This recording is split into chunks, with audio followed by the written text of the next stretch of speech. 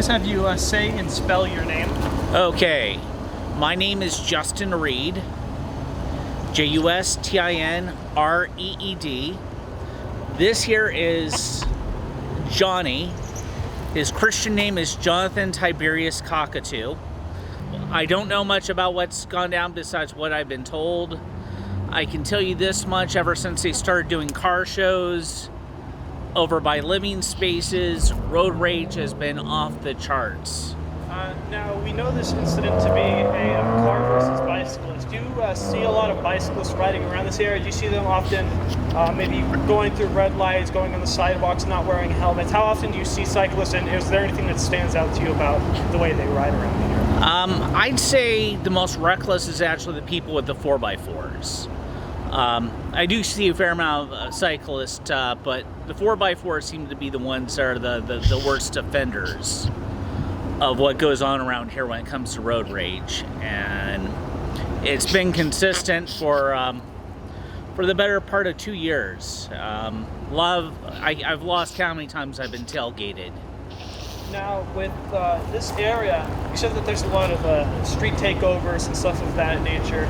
Is there any particular spot that you would accredit to where most of the gatherings happen? Is it just over the general area around here? Is there a specific spot they like to hang out? How many would you say show up? Are we talking 50 people, 100 people? On Saturday, I would say it's off the charts. I couldn't give you a good calculation, but I can tell you it's very high. Most of it is north and south on 67th Avenue, around the Bell Road, Union Hills, Greenway area where the road rage happens. A lot of it's really late at night. And as we mentioned earlier, we noticed that there was a memorial just a couple feet away from this individual who's just passed away at this accident scene. Have you personally seen a large presence of situations like this where there's police actually shutting down roadways entirely for investigations and accidents and stuff like that? And how often would you say you see it? As far as a shutdown like this, it's been a good handful of months, but as far as accidents go, frequently. I would go as far as say, on average, maybe around 67th and Bell, north, south, and east and west around the area. That's. I don't know what the solution is. Maybe stricter regulations. But the worst of the worst is usually on Saturday nights.